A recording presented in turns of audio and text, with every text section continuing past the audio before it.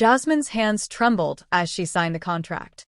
After 8 years of grinding, 2 jobs, night classes, countless rejections, she'd finally done it.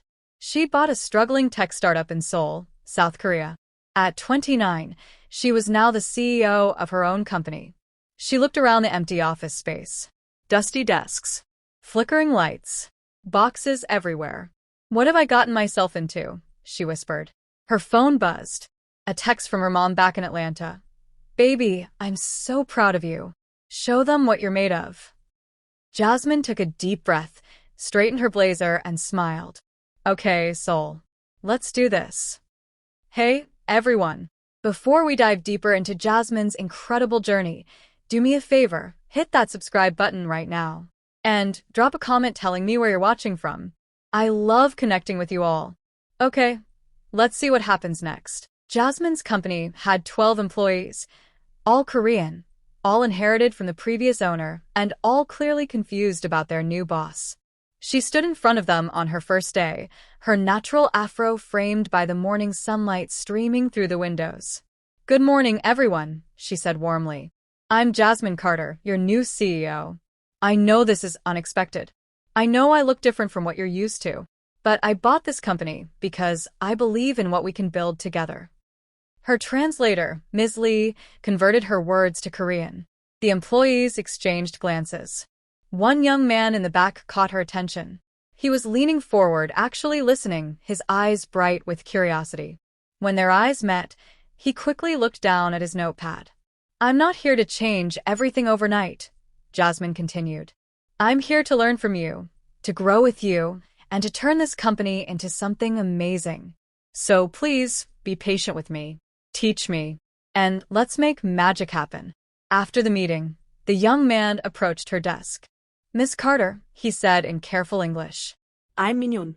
"I'm the junior developer. I just wanted to say, welcome. I think it's really cool that you took this risk." Jasmine smiled. "Thank you, Min-jun. That means a lot.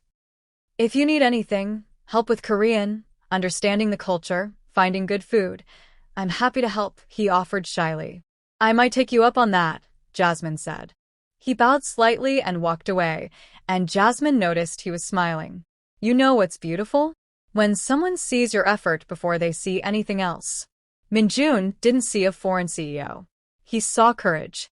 And that's where everything began. The first month was brutal. Jasmine worked 15-hour days. She studied Korean every night using apps and YouTube videos. She learned that in Korean business culture, hierarchy mattered, eye contact was different, and saying no directly was considered rude. She made mistakes. Lots of them. During one meeting, she accidentally called their biggest client by the wrong honorific. The room went silent. She wanted to disappear. But Min-jun quietly slid a note across the table. "Just apologize and bow.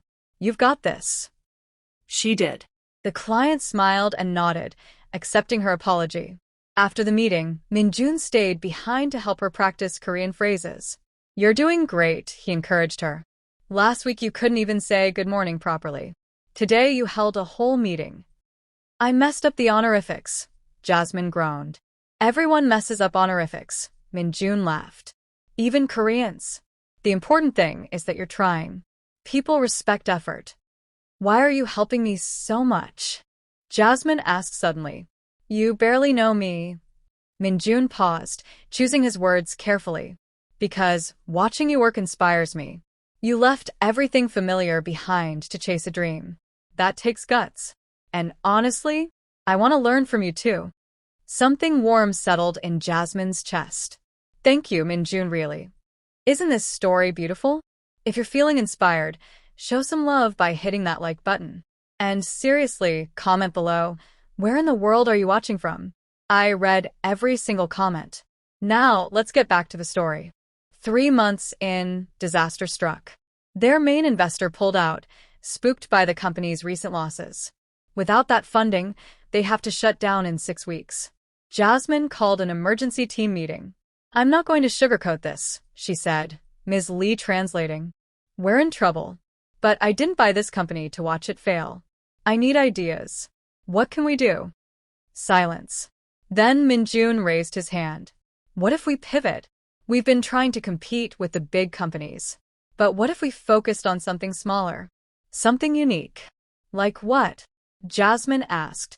Cultural exchange apps, he said, standing up with excitement. Apps that help people connect across language barriers, learn about different cultures, make real friendships. It's personal. It's needed. And it's something the big companies aren't doing well. The room buzzed with conversation. Jasmine felt a spark of hope. That's actually brilliant. But we'd need to develop it fast.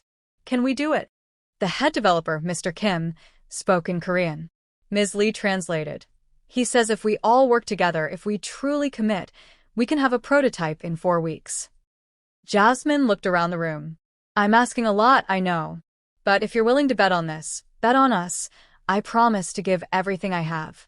What do you say? One by one, hands went up. Min-jun was the first. I'm in. There's something magical about a team that believes in the same dream. It stops being work. It becomes a mission. For the next 4 weeks, they lived in that office. Jasmine learned to code alongside Min-jun. He taught her, patiently explaining concepts she didn't understand. Late nights turned into early mornings. Pizza boxes stacked up. Energy drinks multiplied. One night, at 2 a.m., Jasmine found Min-jun asleep at his desk, his head on his keyboard. She gently shook his shoulder. Min-jun. Go home and rest. He blinked awake. I'm okay. Just 5 more minutes. You've been here for 20 hours, Jasmine said softly. Why are you pushing yourself so hard? Min-jun sat up, rubbing his eyes. You want the truth? Always. Because you believed in me, he said simply. When I joined this company, I was just another junior developer. Nobody asked for my opinion. Nobody cared about my ideas. But you listened. You made me feel like my thoughts mattered. This app was my idea, and you're making it real. How could I not give it everything? Jasmine felt tears prick her eyes. Min-jun, you're not just another developer. You're brilliant. And this company is better because you're in it. He smiled tiredly. We're better because you're leading it. Okay, can we just appreciate this friendship? If you're loving this story, smash that like button and subscribe if you haven't already. Drop a comment. Where are you from? Let's build a global community right here. Now for the big moment. Launch day arrived. Jasmine stood in front of a room full of potential investors, her team behind her. She'd practiced her presentation in both English and Korean for weeks. Thank you for coming. She began in Korean, then switched to English. 4 months ago, I bought a failing company in a country I'd never visited. People thought I was crazy. Maybe I was. But I believed in something bigger than fear. She clicked to the next slide. This is Connect World, an app that breaks down language barriers and builds cultural bridges. It's not just another translation app. It's a friendship app, a learning app, a hope app. And we built it in 4 weeks with a team that never gave up. She demonstrated the app's features. Real-time translation, cultural education modules, community forums, interactive language games. The investors leaned forward, interested. But here's what makes us different, Jasmine said. We don't just connect devices. We connect hearts. Because I learned something these past 4 months. Language is just sounds and symbols. But understanding? That's universal. Min-jun stood up and added in Korean, then English. Miss Carter came to Korea knowing nothing about our culture. Now she's part of it. This app can help millions of people do the same thing. Connect. Learn. Grow. When they finished, the room erupted in applause. 3 investors wanted in.